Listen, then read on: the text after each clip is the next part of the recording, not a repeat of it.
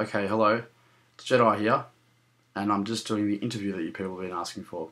First question is from Shutdown. Jedi, do you ever get accused of shoplifting when you go to places like Kmart with your toy lightsaber, but never offer to pay for it at the checkout?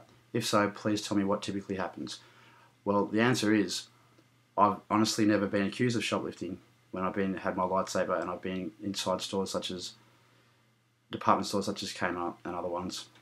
Okay. Now for the second question from No Use for a Name. Jedi, how do you feel without holding your lightsaber? When you're not holding your lightsaber, e.g., showering, when shaving, sleeping, and you don't have your saber in your hand. Do you feel less powerful? No, I do not feel less powerful without my lightsaber. But if I were to seriously injure myself and could never ride a skateboard or do parkour or breakdancing again, then I assume naturally with that injury, that style of injury, with that heavy injury, I would be less my powers by half. I would lose half my powers. And now the next question is from Walker. He has three questions. First question is, Jedi, how long have you actually been a Jedi?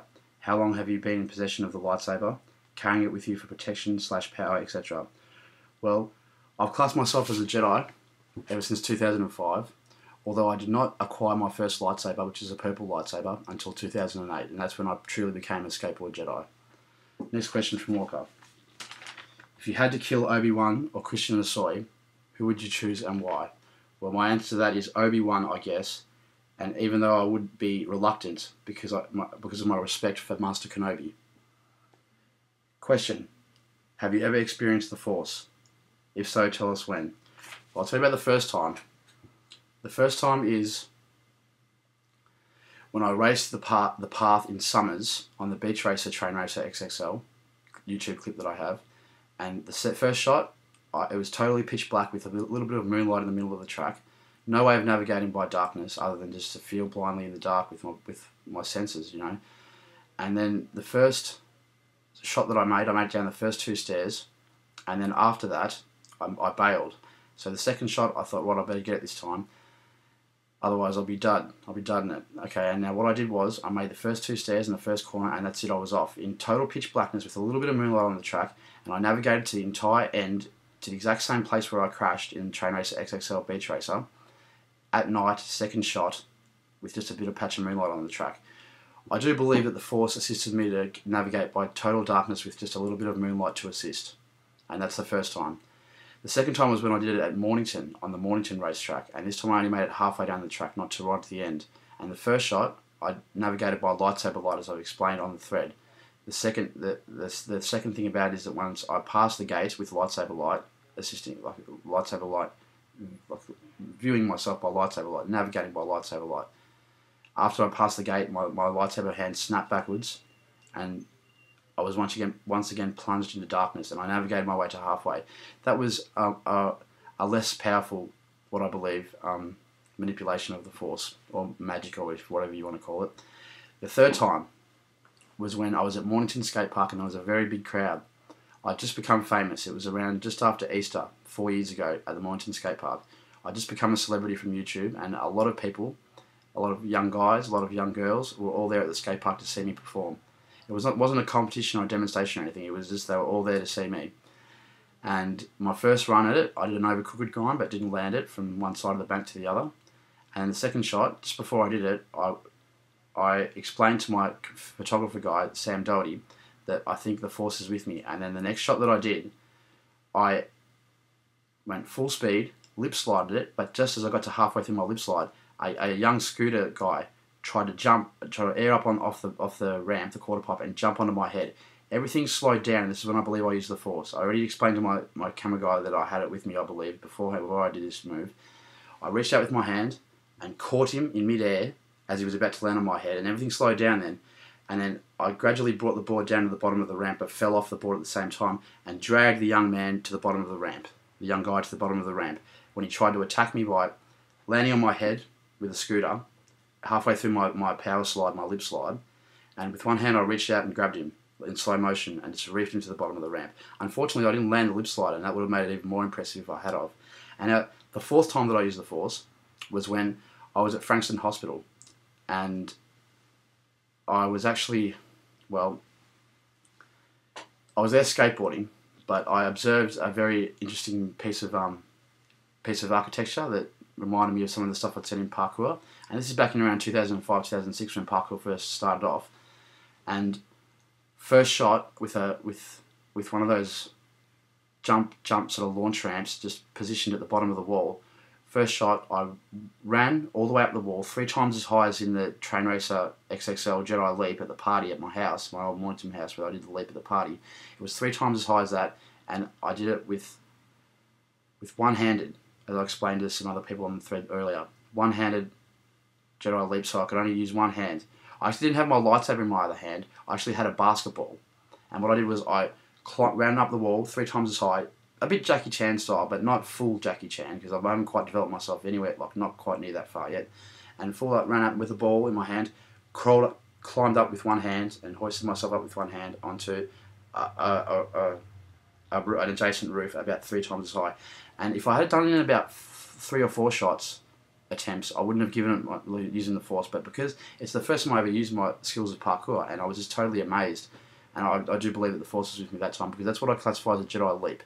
It's not exactly the same as Anakin's, where he can just fly up 2 stories high above him, but I can run up to 1.5 stories high above myself. So that's sort of like how I would make a compromise on Jedi leap. And that's the 4 times I've used the force. Other times you could say that you've used it when I've had fist fights, but not really. Like encounters with physical violence, but not really. Mostly it's my stunts that I use the force with, not fighting. As I said, I'm generally a decent fighter, but I'm not a martial arts expert, so I'm a skateboard expert, and I do parkour and breaking. Okay, next question, Chip. Who would your train racing dream team be, and who would you most likely to challenge? Well, my train racing dream team would be Jaws, Jamie Thomas, Christian Hosoi, Tommy Guerrero from the Bones Brigade movies back in the 80s. He was quite a good skater, so he did a bit of vert, skate vert, and also skate street quite well. So there's the 4 there, and I'll probably throw in Melbourne's equal most famous skater, Mitch Robertson. I'd say Lakin, but I've never seen Lakin train race, so until I see Lakin train race, I wouldn't assume that he's part of my train racing dream team. And who I would like mostly to challenge would definitely be, I'd say, either Jaws or Jamie Thomas. If Jamie Thomas was still an active, full-on professional pro skateboarder like he was, 5 to 10 years ago, then I'd definitely like to challenge Jamie Thomas. Lacking that, I'd say challenge Jaws. Right, next question. Rick SC. How much did your lightsaber cost, and have you broken it? Well, I'll tell you the story about my lightsabers. I've had 5 lightsabers the entire time, and I'm about to purchase my 6 in the next few weeks. About to receive my 6 in the next few weeks. Purchase my 6 and receive my 6 in the next few weeks. My first lightsaber was a purple lightsaber. It lasted for a year. I acquired it in 2008. And after a year, it broke from all the vigorous skateboarding at skate parks and racing down hills and all the other stuff that I do with the skateboard. And breakdancing as well. And parkour, it broke after a year. And that was one of the Master Replicas ones that breaks, not one of the ones, Ultra Sabers, that is far more impervious to damage. Now, the second lightsaber I bought was after a year, and I bought a purple one. Unfortunately, I lost it in Phillip Island several months later. I believe it was stolen, but I'm not too sure. I might have lost it, I might have had it stolen. I believe it was stolen, and that was after a few months after having it. Now, the 2 purple ones were Mace Windus. I like to refer to them as Mara Jades, because they're my favourite Jedi. That's my favourite Jedi, Mara Jade. She's another neutral Jedi like myself. And I refer to them as Mara Jade lightsabers. However, the truth is that they are Mace Windus, the first 2 I had. The first one broken, the second one was stolen, I believe, in Phillip Island.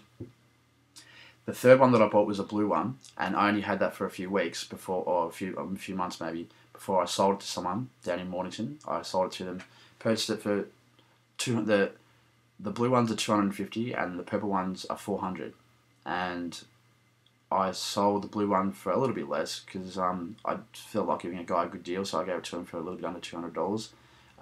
About a month after I purchased the blue one, and then I purchased my second blue one.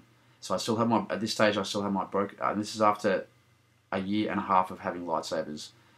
My first one purple broken, the second one purple was stolen, the third blue one was sold relatively quickly after I acquired it, and the fourth one was a blue one. Now that blue one lasted me from around the end of 2009 until we're speaking today. I also purchased a green one around August 2010, and I had it until maybe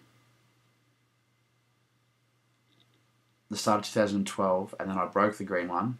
I chipped the end of it, so I sold it quite cheaply for about $50 or $40 or something, because it wasn't really worth anything to me, because it would break so easy after being chipped at the end of it. The LED lights that run up and down it to cause it to function would be smashed, and the casing was smashed, so it doesn't. I have no use for it anymore. And so I have my remaining blue and the pieces of my first purple, the handle and some of the other pieces, some of the blade. And well, now I have a new purple one that I'm acquiring in the next few weeks, or the next month or so. Well, that's a story about my lightsabers. Okay, question from Rat Old Goat. Do you think the Clone Wars are a sellout? Well, being computer animated, the Clone Wars are identifiable more with children and younger people, as opposed to the Star Wars movies, which appeals to anyone of any age. However, I still watch the Clone Wars, and I still enjoy it to most extent. Some of the episodes aren't quite as interesting as the others, and so I believe that no, the Clone Wars are not a sellout. All right, interview concluded. This is my auntie's house, by the way, not my house. On the computer at my auntie's house. All right, interview concluded.